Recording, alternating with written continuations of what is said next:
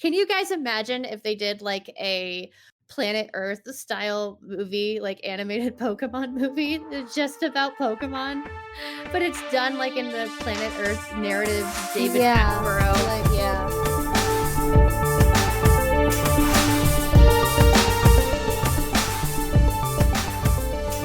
Hello, hello everyone. I'm Nala, And I'm Faith. and this is the Sirens Den, a fandom podcast where we talk all things movies, TV, games, and pop culture under the sun. Today we're joined by writer, director, and actor Luke Antonio. Hey, what's up, guys? Thanks for having me on. Happy to have you. Oh, I'm excited to talk Marvel shows. I'm excited to talk some news with you. Mm-hmm. Well, let's jump into the news first. This comes from a Screen Rant article talking about how Charlie Cox has wrapped up scenes for Spider-Man 3. Ooh. Very excited.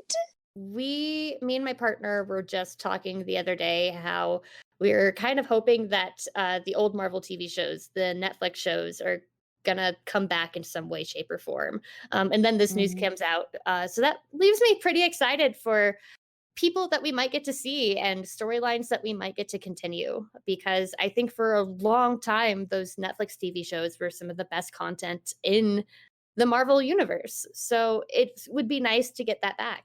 Absolutely. I have been a fan of Charlie Cox for a long time. My favorite movie is Stardust, and he played Tristan Thorne. So seeing him in not only a Marvel show, but just such a good Marvel show where he plays the wonderful Daredevil, Matt Murdock, he just kills it in that role. He's And so when I good. heard it was being canceled, I was like, "What? No, this can't be the end of Daredevil." So I'm really glad that they're bringing him, even if it's in a small way, still kind of paying homage to him and his role. I was kind of hoping that they get to this a little sooner, though, with Endgame and Infinity War being such a huge cast. But I'm definitely excited to see them on it now. Yeah. I know what you feel about that too. Because we know that the events of the movie universe did affect the events of those TV universes. And I really wanted to see what everyone's reaction to the Endgame events would have been. Oh, absolutely. It would be nice to have like some sort of continuation. I've also heard rumors that Kristen Ritter's Jessica Jones is going to be in She-Hulk, which would be amazing. I would actually cry because that show is so good. She's so good at that as that character. I would love to see that character continue on in what we're getting in the Marvel universe. Absolutely. I mean, it seems like they're really overloading this Spider-Man movie, probably because they don't really have another Avengers type movie, and I'm welcoming it. Personally, I think they really have an opportunity to be as fan servicey and like as satisfying to an audience as Endgame was, but like not have it be all about the Avengers. Also, when you're dealing with, I mean, they're going to be doing a lot with reality warping and exploring alternate universes.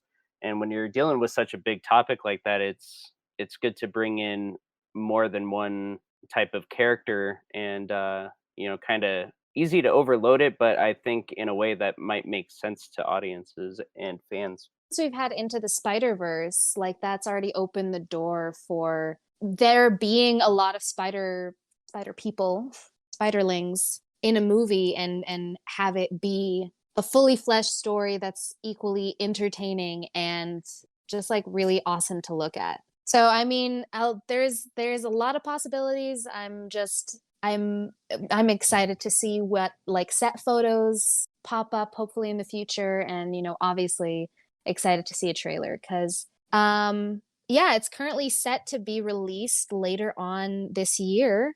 It was originally supposed to come out in the second week of July, but it looks like they're pushing it back because of everything. So we'll see if it continues to happen. Obviously they're continuing to move forward since they've wrapped scenes with Daredevil.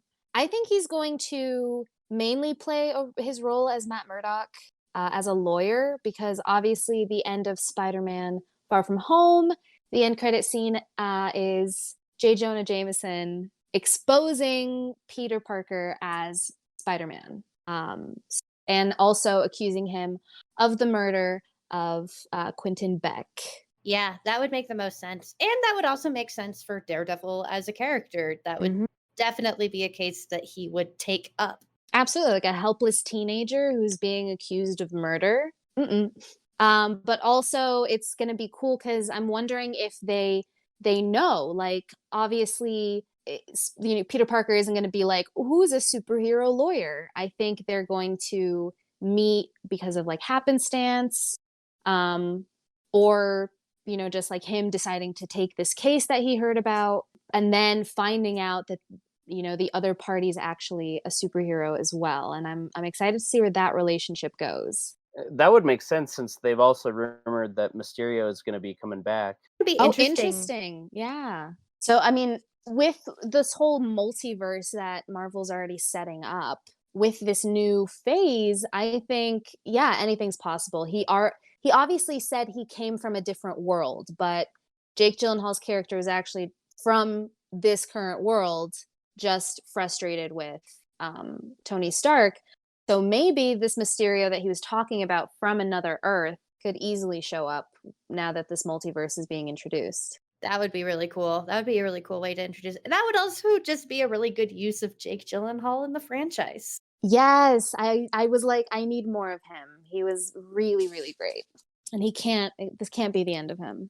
I mean, it seems like Marvel's already like playing around with the fact that characters really aren't gone. Dun, dun, dun.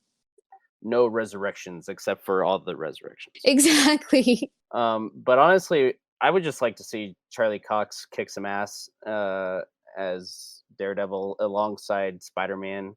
And I'm really hoping, and I don't know if this is too much of a stretch, but I'm hoping they bring Miles Morales into the live action cinematic universe. I mean, Into the Spider-Verse was already such a big hit, and I know there's like, contracts and stuff with Sony, but if they can make it work, it would be fantastic. He hinted at there being a Miles Morales in this universe with Donald Glover's character, because he's Prowler, who is Miles Morales' uncle.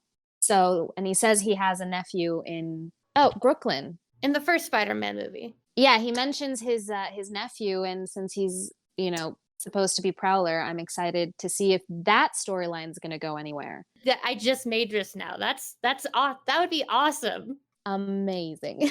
Yeah, hopefully they can pay it off. It took me a second. It took me a second watch, like a rewatch, to point that out and be like, oh, he's absolutely talking about Miles Morales. Everything's starting to make sense. And again, anything is possible. This whole multiverse stuff, it's all there. See, I caught the Miles Morales like reference the first time around. It's that he could be that Donald Glover could be Prowler. That would be awesome. Mm-hmm. I'm super stoked to, I definitely agree with you, Luke, seeing him kick butt as Daredevil. I hope he gets to actually suit up. I hope he gets to actually suit up as Daredevil in this movie, if for just like the end of a fight scene. I just want him to just be so good. The fact that they've wrapped him already, or apparently have wrapped him, tells me that he's not going to have a big part, but if we can just get a little bit of that action, I think that's some great. And it would be a great homage to the show if they did have him in there, because there's this beautifully shot like fight scene in a hallway. It's one take.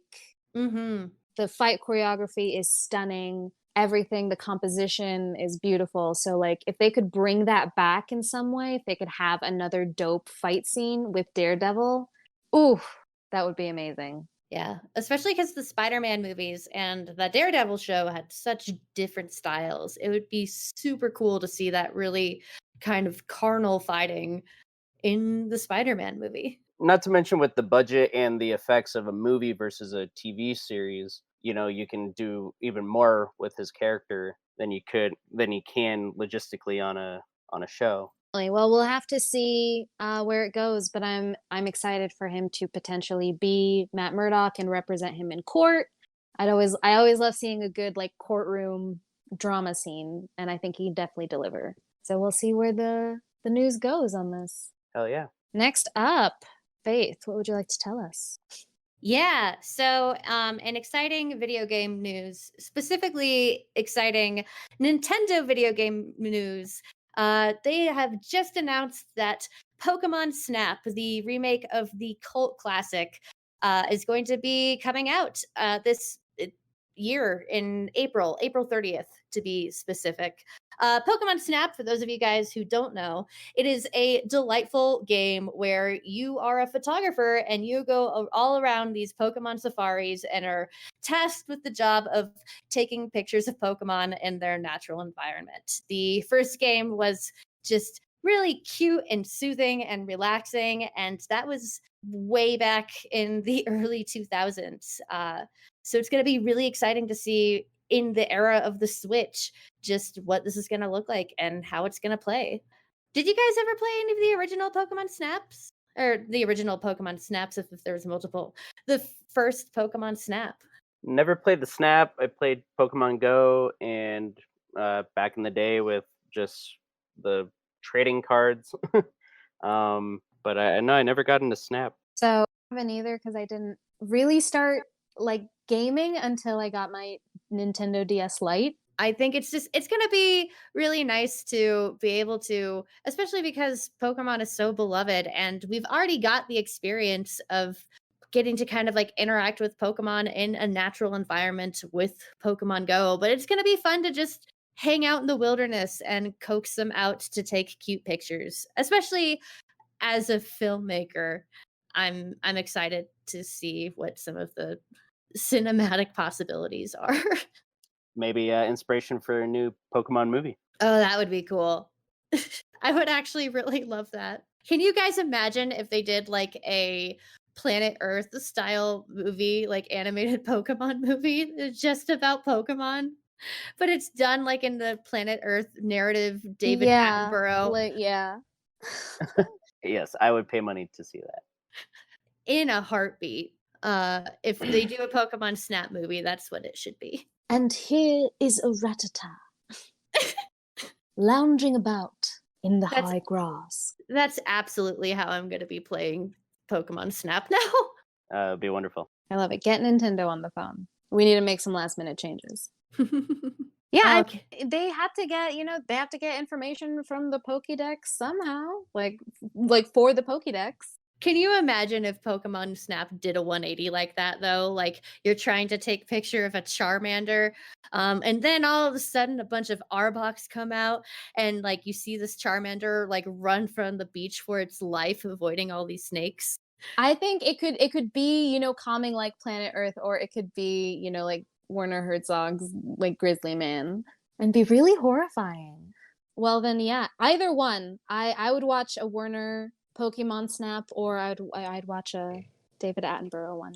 Yeah, that'd be really cool. I wonder if Nintendo will ever do like a Pokemon Animal Crossing crossover.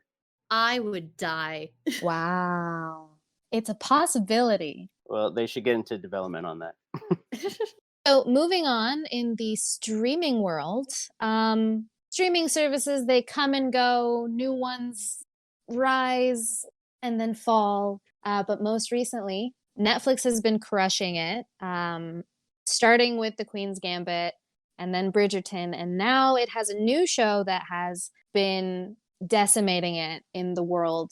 It's called Lupin. It is a French show. It currently has 5 episodes in the first part of the first season. They're doing kind of like a Sabrina release type schedule for it. But the first 5 episodes are really, really great. And it has been viewed in over 70 million households. Wow. According to Deadline. Yeah. So Queen's Gambit was, I believe, 62 million households, which was dope. And then Bridgerton, I believe, like 65. But now Lupin is crushing them both with 70 million. It seems like a really cool show. I only know of the character Arsène Lupin from the Persona games.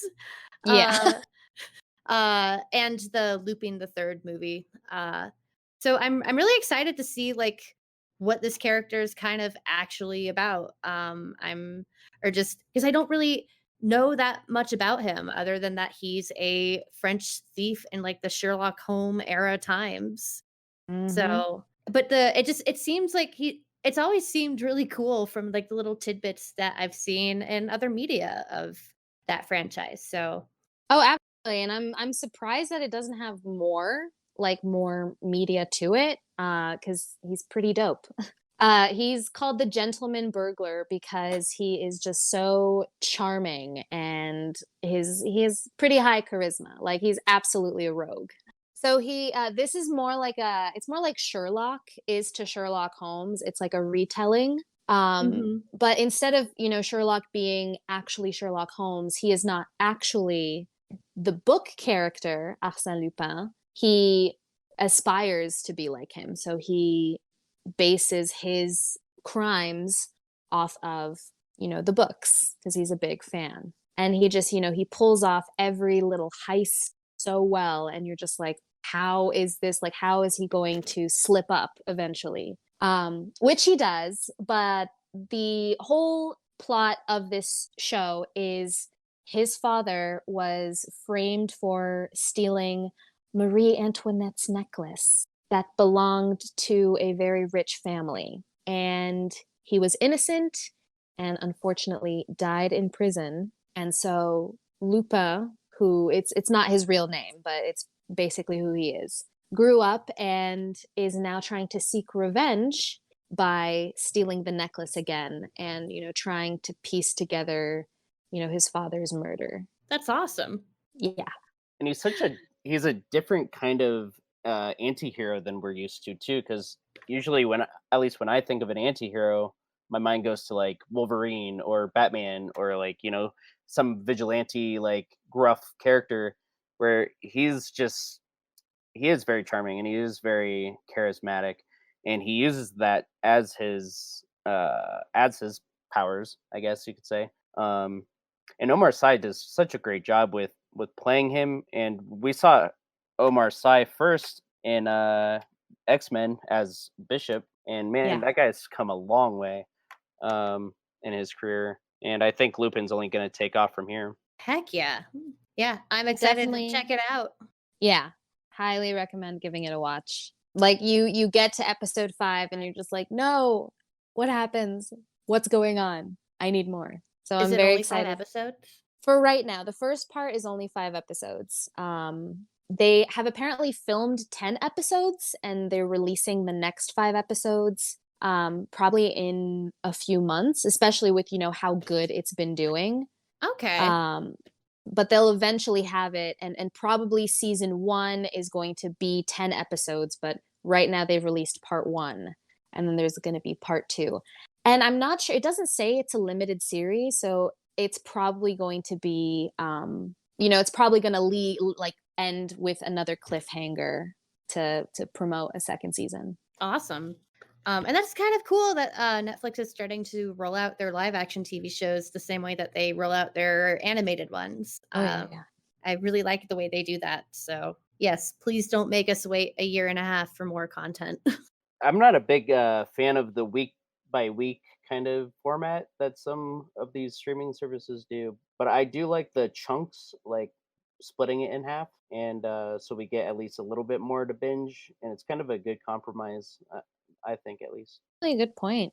Mm-hmm. Because, watching, just to take it back to WandaVision, watching those first 2 episodes and then being like, okay, cool, what else? Now we have to wait week by week. I mean, there's pros and cons. I'm not surprised. I was thinking that streaming services are going to start, or at least some are going to start developing a week by week release schedule, just like TV and regular cable used to do. But the difference is you can watch it at any time. Yeah. You can stream it at any time.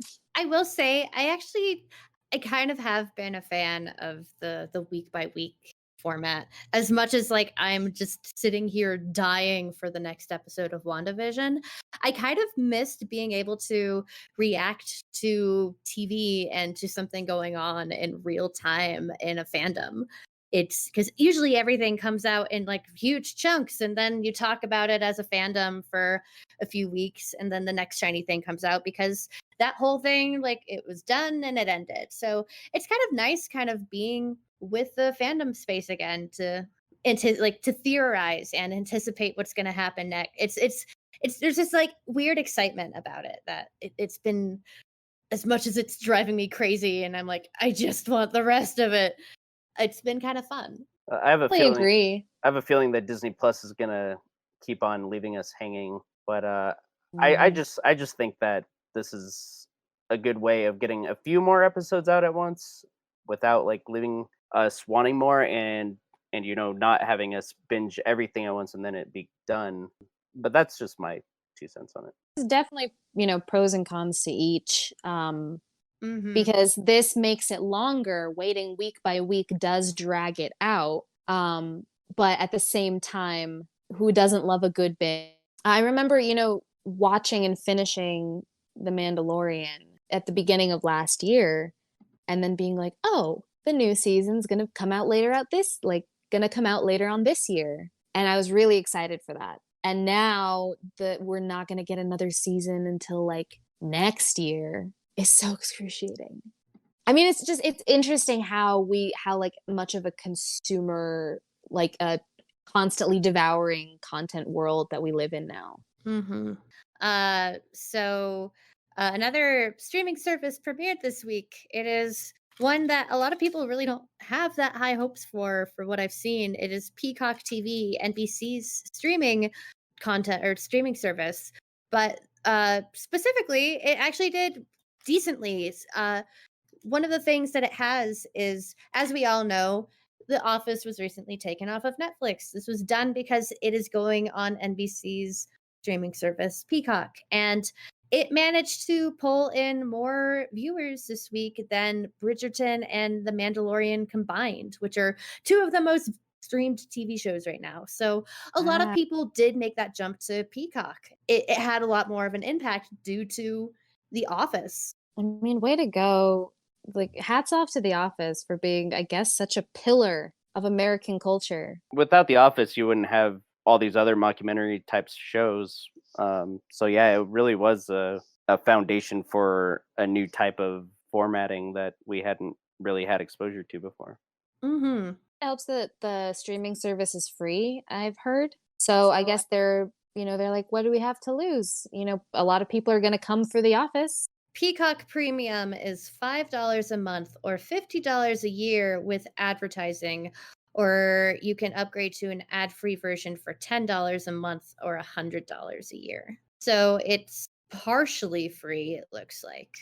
It has free movies and TV shows. All right. Okay. So I wonder how long it'll take for them to switch it to the premium exclusive shows. What I think is interesting about Peacock is the fact that it's NBC, and NBC is broadcast television, which really has a different demographic than what we are as, a younger generations who are now growing up with Netflix and Hulu and all these other streaming services. And Peacock and NBC brings in more of the older crowd who is strongly attached to broadcast television or even cable TV. So I'm just wondering where they're going to go with this, if they're trying to eventually phase out broadcast television and we just get a new type of watching experience for all demographics.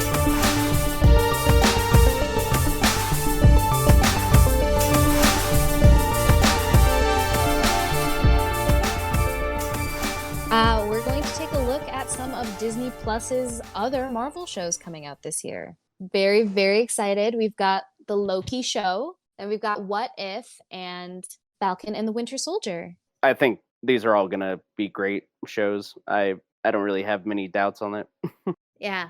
So I'm really interested to see how this is all still going to unravel. So we've started to get WandaVision, which has been such a cool TV experience. And I'm really curious to see how these other shows are going to separate themselves totally, but also how they're inevitably going to connect into each other. So starting with the Loki show, you have that, that topic we were talking about with no more resurrections and, the joke that Loki's died so many times and yet he's back. Obviously, it's because he took the Space Stone from his alternate Avengers timeline. and has managed to, or no, he's taken the Tesseract from the original Avengers timeline and has managed to bring himself into another reality. Well, Loki's like a cockroach. You can never get rid of him. Wouldn't Yeah. it be really funny if the show did one of those gags where he dies horribly every episode and then the next episode starts again like nothing ever happened? I would love that. I mean, Tom Hiddleston has always been such a great Loki. I remember just watching the Avengers, and his villainy was definitely a huge part of why I love the original Avengers. Mm-hmm. So I was devastated and heartbroken and crying when he died in Infinity War. But now that he's brought back, like, you can't kill Loki. Yeah, he's a cockroach, and I'm all here for it. I'm all here for time shenanigans. I'm all here for like references. Like, everything's going to be so chock full of references. It's going to be mind-boggling. But just looking at the trailer again, I remember we talked about this very briefly last time, but there's a part where they reference DB Cooper. Yeah. And I just think that's so great. I'm a huge fan of using fantasy in a way to kind of explain these real life events. That's also just something that really fits into the Loki lore of things too, right? Like, I think while it was this awful crime, it was still this weird random event that was allowed to happen. It was relatively victimless. No one died except him, probably. And it's just such a weird thing to happen. And it fits so well with just Loki as a character. And it's just a really kind of fun way to include the kind of lore of comic books with just kind of our kind of folktown lore that we have in the States. But I'm more curious in the elevator buttons on that they were writing, what they mean exactly.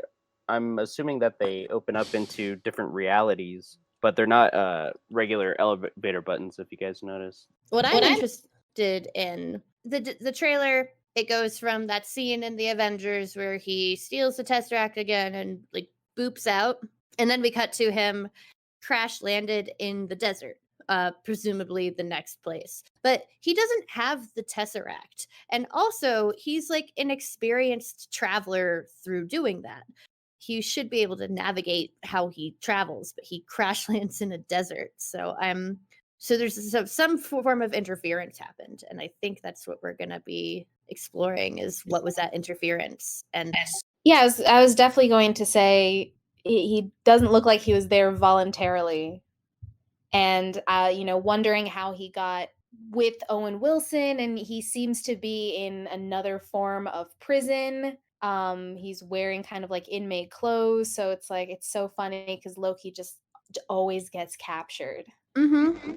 And it makes sense because if Loki made out with the Tesseract scot-free, we would just be getting Avengers 1 Electric Boogaloo. It would make sense that like something happened that made things go wrong in that escape.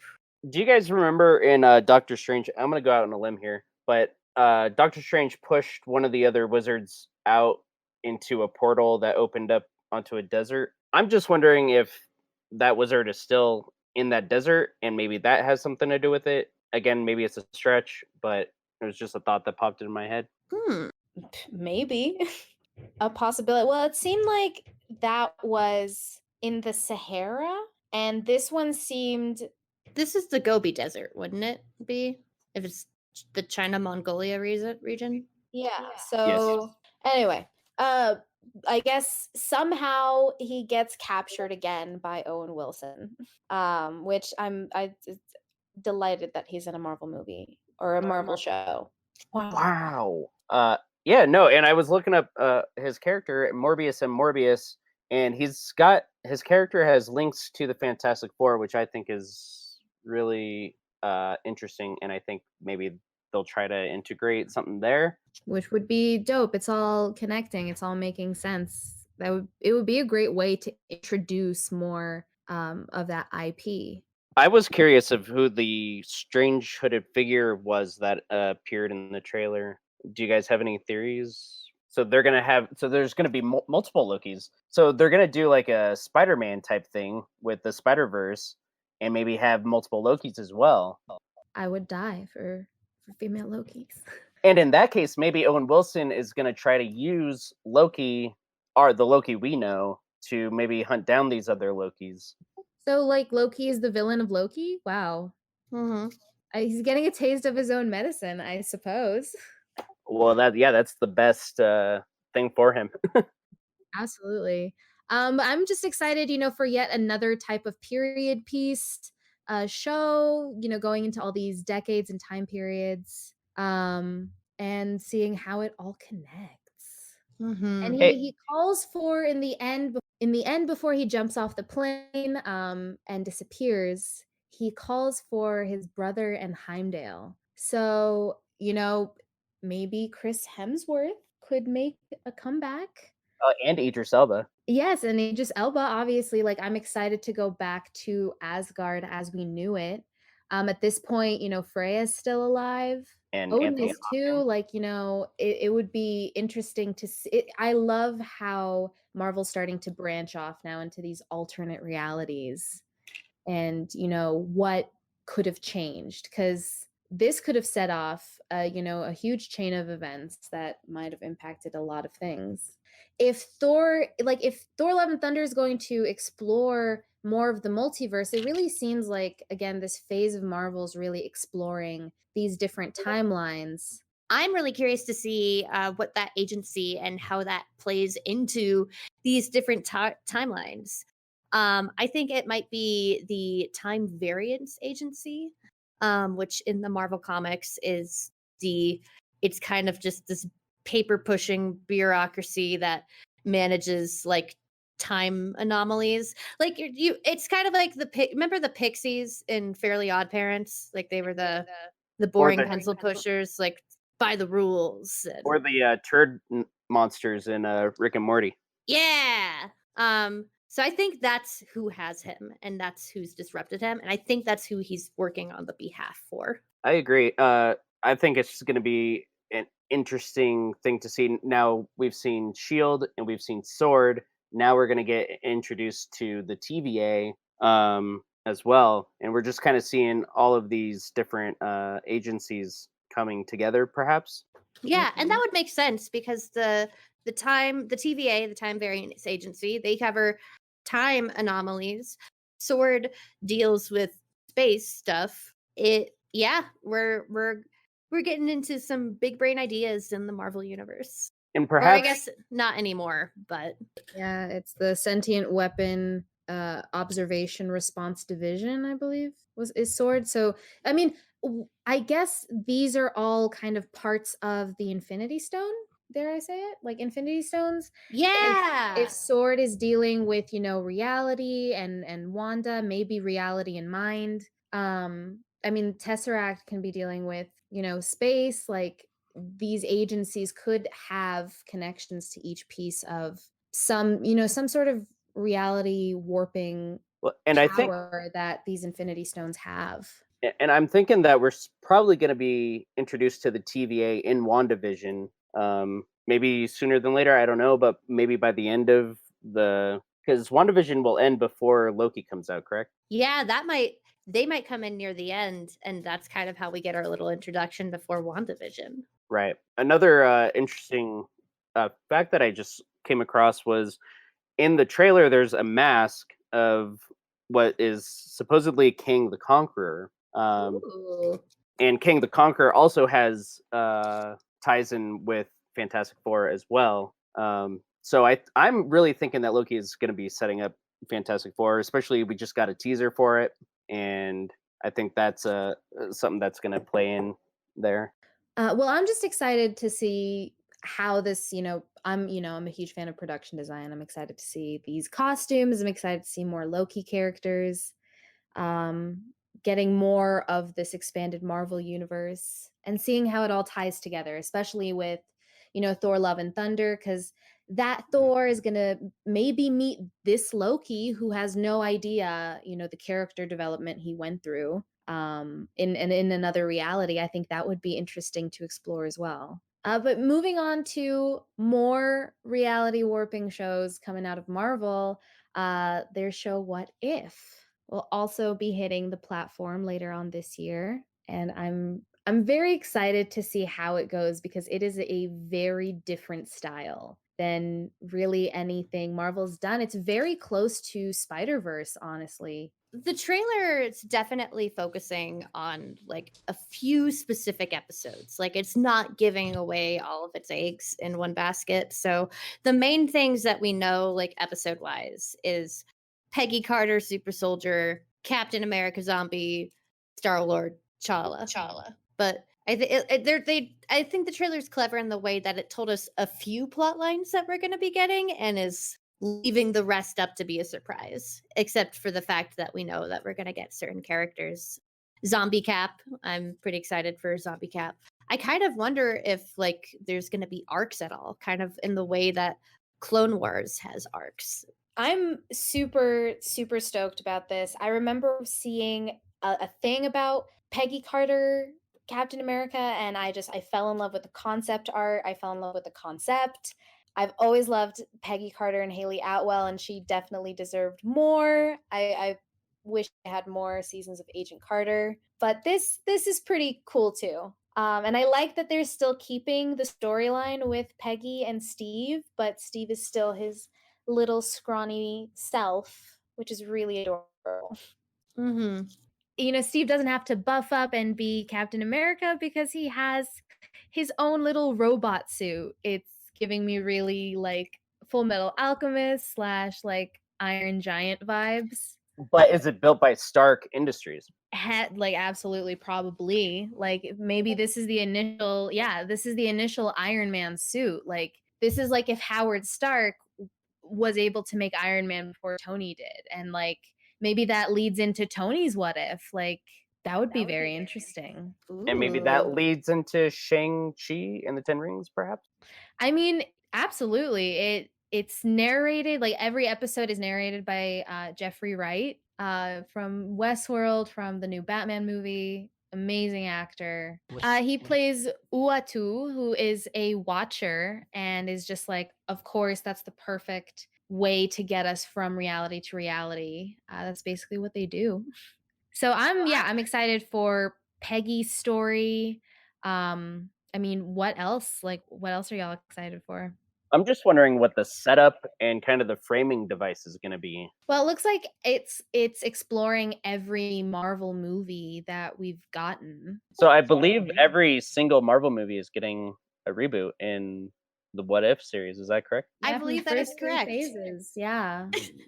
So far. But I think they can't just reboot the franchise. They gotta like it's got to be different. So the overall plot has got to be different from the live action movies. It's gonna be like the overall plot. I think each episode is just gonna like take a different aspect and just be like, what if this happened instead? So like with the Peggy Carter one, obviously being the what if she got the super soldier or the serum?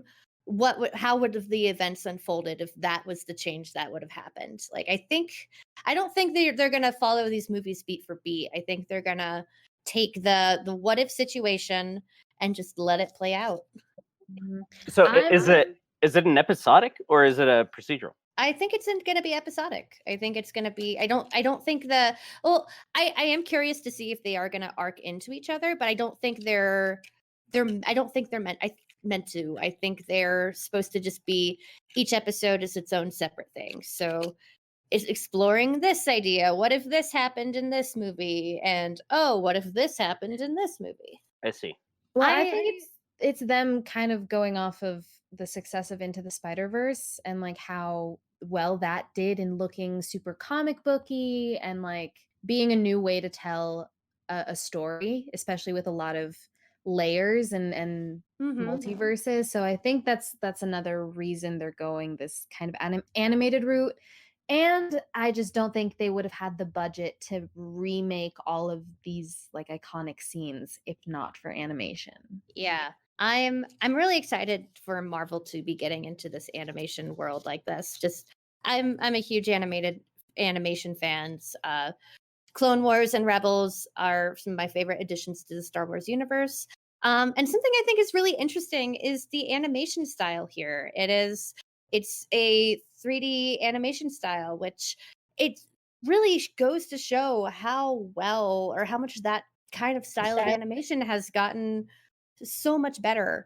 I think back to shows like Ruby when that first came out, where one of the big criticisms of it was just how weird it looked. Like it looked cool and crisp, but there was just something weird about the way the characters moved. And then a little bit more recently, the Dragon Prince had the kind of the same thing. So getting to see like that style of animation with that big old Marvel Disney budget, it looks gorgeous, and it's kind of exciting to see how animation is evolving that way. And it's kind of interesting to see that that's probably what our animated TV shows are going to start looking like more and more, is that 3D animated style. And I think the What If series is going to kind of bring in the era of that. What Into the Spider-Verse did to make it so unique was, I believe they 2D hand drew, and then they went over and did an overlay in 3D to give it kind of that comic booky look. But it is a awesome style, and I want to see more of it. Well, I mean, Luke, what else are you excited for in the What If from the What If trailer? I mean, Star-Lord has always been favorite of mine, and so has T'Challa. And I think Chadwick Boseman died way before his time. And if we can just give him a little bit of memorial in that way, and honor in bringing him back, that I think that's just like a fan dream of mine, is to see him as Star-Lord, which the trailer obviously covered. Absolutely. He will forever be missed. His passing was so heartbreaking. And just having this final piece of his performance and another way of bringing T'Challa to life and kind of being a wonderful send-off of, yeah, he's now exploring the world, the Exploring the galaxy. galaxy. He's exploring the galaxy, the universes. Well, I think that's a beautiful send-off.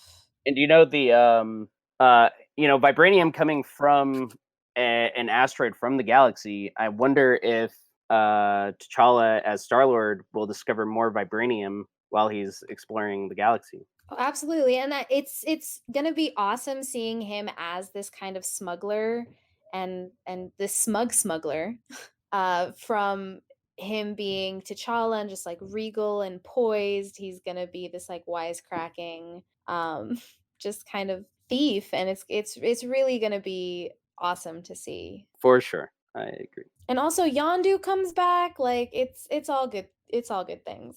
Yeah, it's going to be really fun to see some characters that have passed on in the Marvel universe and kind of get to see them in a new life. I'm really excited to see Michael Rooker in a voice acting role, because he is so energetic and he has such an interesting voice that I think it's really going to translate well to an animated show. Totally. There's a lot of other stuff this trailer covers. Tony Stark's back, Doctor Strange is back, he battles himself. But it ends with zombie Captain America and Bucky fighting him. So that's reminiscent of the Winter Soldier movie where, Bucky was the villain and chasing down Cap. Now Cap is chasing down Bucky. It'll kind of give us that, almost when Bucky was Captain America, because he's not going to be that in the Falcon and Winter Soldier, which we're going to move on to in just a second. But there is that storyline where Bucky also kind of takes up the mantle of Cap. So I think it would be really interesting to see Bucky kind of being the guy who's like the hero for once. We'll just have to see where it goes. I'm really excited for the show and how it is shaping up. Mm-hmm. And now we move on to our final show, talking about the Falcon and Winter Soldier. I think it's kind of interesting because Marvel has always been good at doing two types of superhero movies: the kind of at home, more domestic, still global villain, and the big bad alien supervillain. So it feels like Loki's kind of going in that more kind of fantastical sci-fi route, where this one is kind of sticking home with the more on Earth domestic problems. Yeah, it's a little more grounded. And what I find interesting is he talks, Falcon talks about how the history of the shield is complicated. And then you see some other shots of what looks to be Captain America, but it's not. It's not Steve Rogers as we know it. So I'm wondering if he's not fully taking up the Captain America mantle. I'm wondering if even for these appearances, to kind of keep the image of Captain America still there, I'm wondering if even like that's why Bucky cut his hair. Maybe he is playing some. Okay, but am I the only one that misses long-haired emo Bucky, or A little bit. is it just because I relate to him? I liked the long hair. I liked the long-haired emo sulkiness. It was very Sasuke, and I liked that. Oh, it's absolutely. Oh my God, Cap and Bucky are like Naruto and Sasuke. It all makes. uh I had a thought and I lost it. It's left my head. It was a very intelligent thought. Oh, I remember what it is. I think something interesting that I think they're going to be doing with it is I think they're going to be addressing the symbol of the Captain America shield and what it means. And we see them talk about this in the trailer. But, for the longest time, it was Steve Rogers with the Captain America symbol. He was there in the 40s and then he came back in the 2000s. And that's just who it was. It was this he was almost kind of a folk hero who's been around forever. So now that Sam has to be the one to take up the mantle, I think that they're going to go into this really interesting place because something that does happen when superheroes do change the mantle like this, because that happens a lot, is there's always the crowd that's like, this new person isn't good enough for it. So I think they're actually going to be addressing that in the show. And I think that's going to be kind of a storyline in Sam's character is kind of this imposter syndrome of, am I good enough to be carrying the shield? And kind of having to deal with the public who's also judging him as the Oh, new Captain absolutely. America. That's why I think it's cool that it's still he's still using his Falcon persona and his Falcon uniform instead of the canon Captain Falcon, Captain America, where he blends the two together. I definitely think they're going to hit on maybe it could be kind of the boys in the sense where it might touch on some of these issues, these like very deeply rooted issues that come with these characters. I mean, if they're gonna do that, then I wonder if they're gonna tap into that whole Cap is works for Hydra thing and have something along those lines of like conspiracy and wrongfulness. Oh, I remember when that came out. Mm-hmm. I'm kind of excited for the city of Mandrapur. I was doing a little reading on it, and it's a city that's been overtaken by Hydra, which is already cool.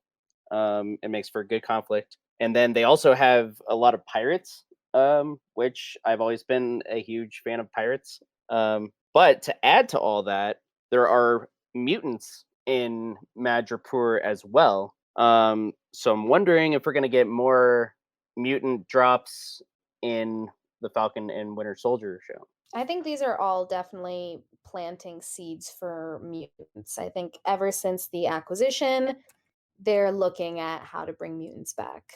Yeah. And that would also kind of make sense to some of the other things in the trailer that we're seeing, such as the group of masked, what look like protesters or something. One of the big things of the X-Men franchise being that they were kind of seen as outcast in society. So this might be a group of people who are against mutants, maybe. They also have links to Hawkeye, which I believe we're also getting a Hawkeye show, right? Yeah. We're getting the Hawkeye show, and it's going to have Kate Bishop. Woo, Love her. Who is the superior Hawkeye. In Madripoor, they have proof of Hawkeye's little side adventure when he was becoming an assassin, and they kind of use it as blackmail. So I'm wondering if that's going to play a part, and maybe Hawkeye will show up in the show as well. I'm intrigued to see where this government side operation is going, because obviously after the events of Civil War, it's clear that superheroes are kind of disliked by the government, and so they're making their own superheroes essentially that will follow the rules and will listen to them, which is why we kind of get another sort of Avengers like team that I'm excited to see could potentially play out as well.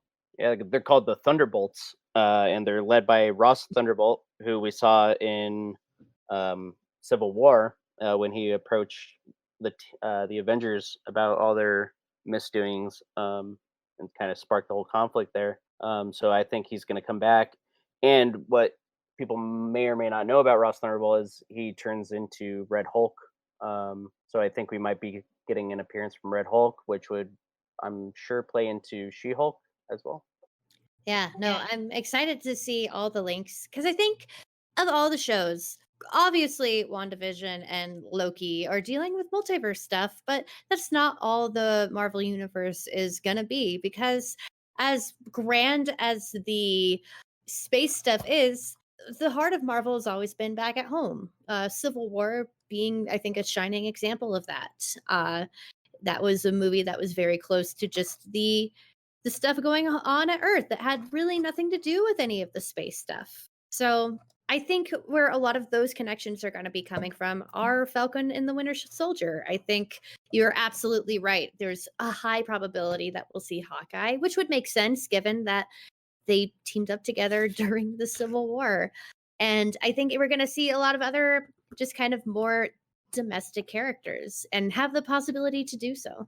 I'm excited to see more Baron Zemo because I think Daniel Bruhl did a wonderful job playing his character, and the fact that he's going to continue kind of being that villain and terrorizing them is going to play out wonderfully. He's a very underrated actor for sure. Mm-hmm. Well, I'm excited to see how it all unfolds. Falcon and Winter Soldier is coming out March 19th of this year, and the other two shows are going to be coming out a little later. Definitely a lot to look forward to this upcoming year. And I'm excited to see how this all connects. I'm glad they're branching out into these mini series. I think it's definitely a different way to tell these classic Marvel stories that we love in kind of a longer format. Mm-hmm. If Disney could have anticipated. Well, that brings us to the end of today's episode. Got a topic we should look at? Comment on our Facebook page or send us an email at sirensdenpodcast@gmail.com. Thank you so much to our wonderful guest, Luke Antonio, for being on the show today. Luke, do you have anything you want to plug? I got a couple things in the works. I'm currently wrapping on editing a short that was written and directed by your host Nala, and produced and starring yours truly. I'm also going into development on a Western short that we're hoping to get shot this summer. That is the hope. Well, be sure to catch future and previous episodes on Facebook, YouTube, Spotify, or wherever you get your podcasts. Thank you to Ty, our producer, and to Sean Thomas at buzzstudio.com for our theme song. We'll catch you next time. Until then, stay safe, everyone. Bye. Bye. Bye.